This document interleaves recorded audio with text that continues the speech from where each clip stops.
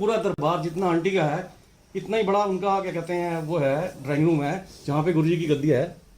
तो फिर हम बाहर किचन के साथ ही एक लॉबी टाइप थी, हम तीनों को उन्होंने वहाँ बिठा दिया।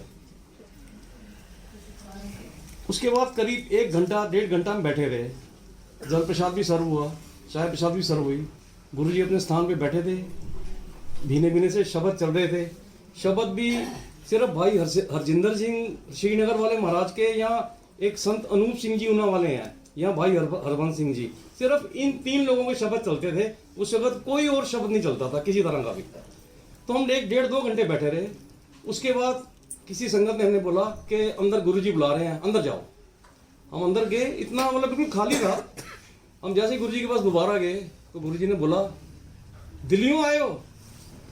हम लोग हैरान हो गए, मतलब उनको कैसे मालूम पड़ा कि हम लोग दिल्ली से आ रहे हैं और दिल्ली के रहने वाले हैं। मैंने कहा हाँ जी गुरुजी दिल्ली से आए हैं। अच्छा आपके मन में ये इच्छा है, आप ये मांगने आए हो? मैंने कहा गुरुजी बिल्कुल ये मांगने आए हैं। जा तेरी इच्छा पूरी होएगी, अगले साल तेरी इच्छा पूरी होएगी और फलाने मंथ के अंदर फलानी डेट में तेरी इच्छा पूरी होएगी। मैं कहा गुरुजी मेरी इच्छा में तो कुछ एक चीज और भी थी। कहते हैं देन वाला मैं अगावा, मंगल वाला तू अगावे। तू मंगना नहीं है, जो मैं दे रहा तेन लेना में, बस तू मेरे दरबार से आंदे रहना में। मैं कहा ठीक है गुरुजी। उसके बाद फिर गुरुजी ऐसे हमारे साथ मिक्सअप हो गए, जैसे कभी कभी तो वो एकदम सीरियस रहते थे।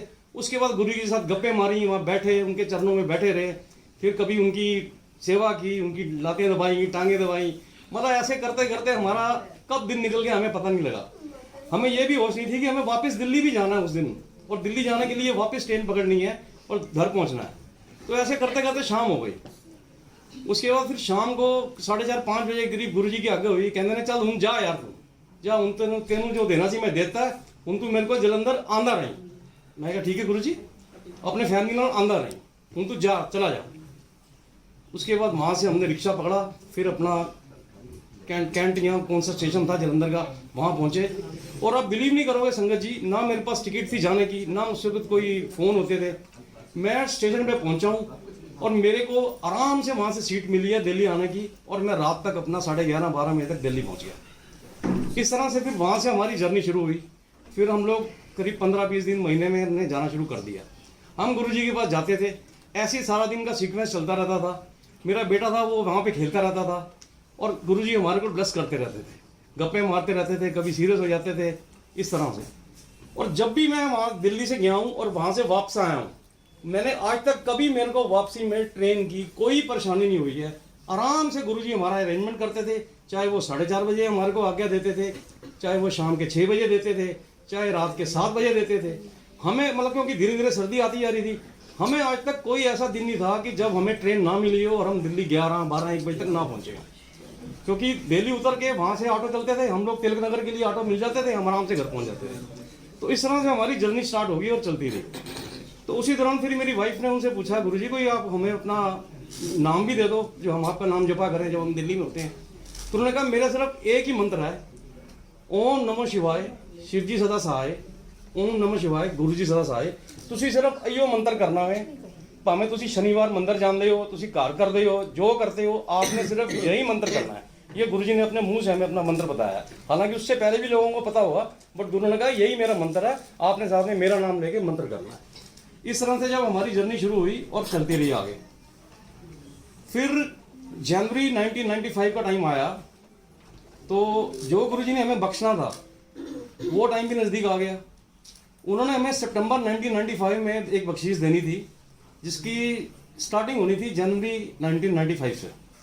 तो आप बिलीव करोगे संगत जी, उस महीने में जो बीच के 15 दिन थे, उस दिन जो मेरा घर है काफ़ी बड़ा था तिलक नगर में, उसमें 5-6 कमरे नीचे थे, ऊपर थे, तो मेरा एक रूम लास्ट में था।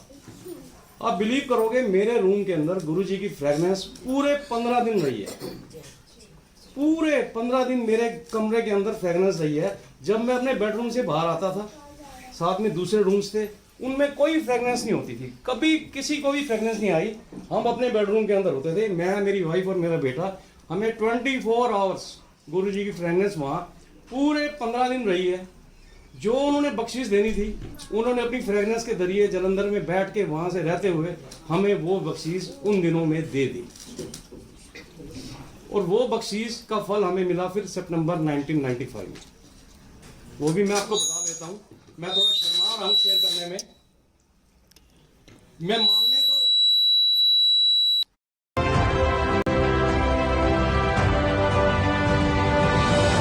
तो अब जो मैं कहने जा रहा हूँ वो बहुत इंपॉर्टेंट चीज है, जो गुरुजी का क्या कहते हैं, एक क्या कहते हैं, जो उनकी मतलब कृपा थी वो किस तरह से आई है मेरे पास।